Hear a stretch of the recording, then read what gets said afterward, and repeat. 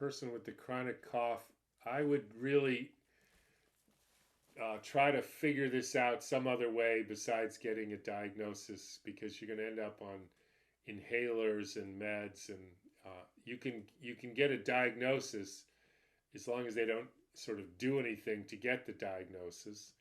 Because even if you do pulmonary function tests, they're going to give you drugs.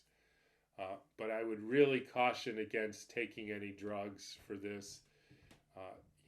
You can do simple things like even inhaling, doing turpentine inhalers might actually help the problem.